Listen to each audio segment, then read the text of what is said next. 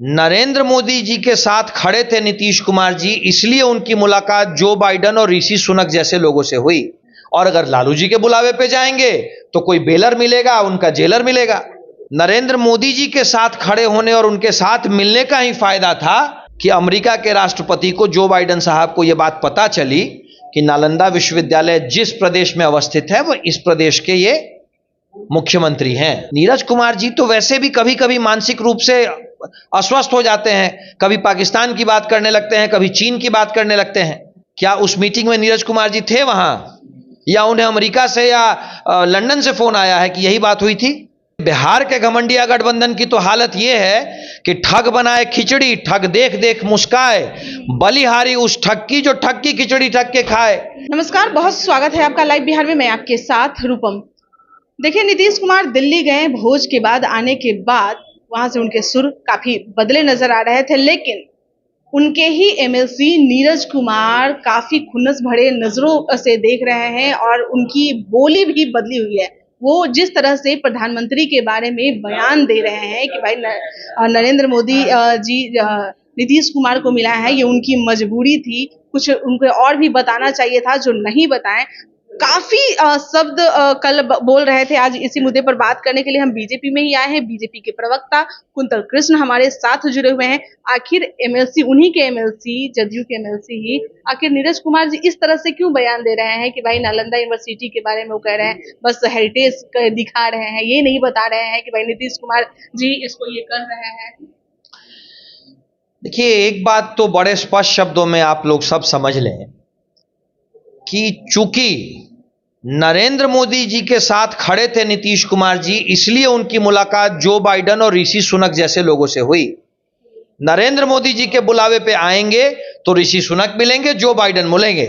और अगर लालू जी के बुलावे पे जाएंगे तो कोई बेलर मिलेगा, उनका जेलर मिलेगा। ये अंतर तो शायद हमारे नीरज कुमार जी को भी पता है। दूसरी बात, वहां पे नरेंद्र मोदी जी के साथ खड़े होने और उनके साथ मिलने का ही फायदा था कि अमेरिका के राष्ट्रपति को, जो बाइडन साहब को, यह बात पता चली कि नालंदा विश्वविद्यालय जिस प्रदेश में अवस्थित है वो इस प्रदेश के ये मुख्यमंत्री हैं। नीरज कुमार जी जो बात कह रहे हैं वो नीरज कुमार जी की अपनी व्यथा है। शायद उनकी अपनी पार्टी में उनका कद घट रहा हो, या वो खबरों में नहीं आ पा रहे हो, इसलिए वो ऐसी बात कर रहे हैं। नीरज कुमार जी तो वैसे भी कभी कभी मानसिक रूप से अस्वस्थ हो जाते हैं, कभी पाकिस्तान की बात करने लगते हैं, कभी चीन की बात करने लगते हैं। और नीरज कुमार जी जो ये तथ्य बताने की कोशिश कर रहे हैं, क्या नीरज कुमार जी उस मीटिंग में थे? क्या उस मीटिंग में नीरज कुमार जी थे वहां, या उन्हें अमेरिका से या लंदन से फोन आया है कि यही बात हुई थी? ये सब बेकार की बातें हैं। सच्चाई तो यही है कि नीतीश कुमार जी नरेंद्र मोदी जी के बुलावे पे जाएंगे तो विश्व के बड़े लोगों से मिलेंगे, और लालू जी के साथ नजर आएंगे तो जेलर और बेलर से मिलेंगे। जैसी संगत में आप रहते हैं वैसे ही लोगों से मुलाकात होती है। तो ये बात तो बिल्कुल, ये नीरज कुमार जिस तरह से वो कह रहे हैं कि भाई उन्हें शर्म आ रहा था क्या बताने में, या लज्जा आ रही थी क्या दिखाने में कि भाई ये नालंदा यूनिवर्सिटी को रीओपन यही नीतीश कुमार जी कर रहे हैं। सिर्फ और सिर्फ नरेंद्र मोदी जी के कारण ही भारत मंडपम में नीतीश कुमार जी और नालंदा विश्वविद्यालय की बात एक दूसरे के साथ निकली। यह नरेंद्र मोदी जी का ही बुलावा था, और यह नरेंद्र मोदी जी ही थे जो अमेरिका के प्रधानमंत्री ने, अमेरिका के राष्ट्रपति ने और ब्रिटेन के प्रधानमंत्री ने इस बात को छुआ कि नालंदा विश्वविद्यालय है, बिहार में है, और बिहार के मुख्यमंत्री नीतीश कुमार हैं। मैं फिर इस बात को दोहरा रहा हूं, संगत से गुण होते हैं, संगत से गुण जात। नरेंद्र मोदी जी का साथ था तो दुनिया के राजनयिकों ने नालंदा विश्वविद्यालय की बात की और नीतीश कुमार की बात की। लालू जी का साथ रहता तो वहां पे सिर्फ जेलर, बेलर और अपराध की बात होती है। कि नरेंद्र मोदी जी की वजह से ही दुनिया नालंदा यूनिवर्सिटी की बात की, तो क्या दुनिया नालंदा यूनिवर्सिटी को पहले नहीं जानती थी?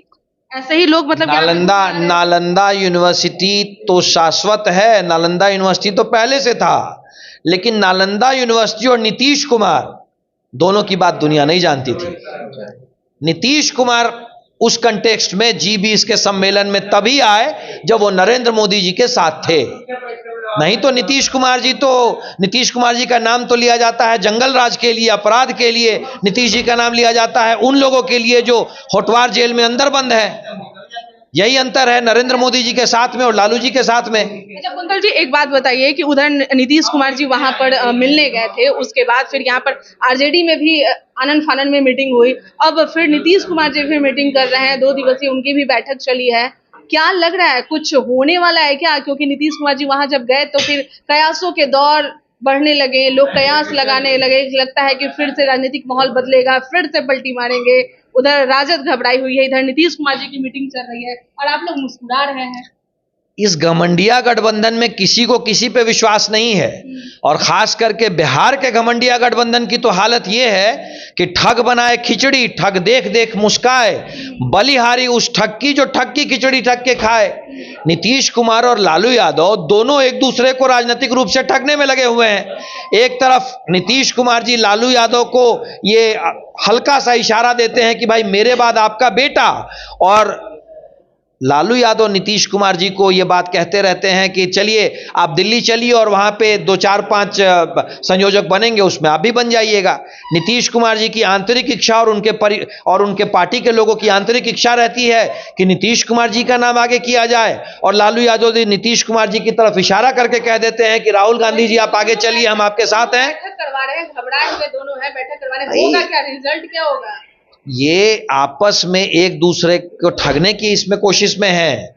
इन लोगों के पास कोई कॉमन एजेंडा नहीं है। ये घमंडिया गठबंधन के लोग सिर्फ और सिर्फ अपने स्वार्थ के कारण जुड़े हुए हैं। ऐसा तो नहीं है कि तेजस्वी जी को ये घबराहट हो गई है कि भाई एक बार ऐसा ना हो कि नीतीश कुमार जी फिर बीजेपी के तरफ रुख मोड़े और आप लोग मुस्कुरा भी रहे हैं और नीतीश कुमार भी इसीलिए शायद बैठक कर रहे हो? तो क्या लग रहा है, अगर आप लोगों की तरफ वो आते हैं तो फिर आप लोग स्वागत कीजिएगा?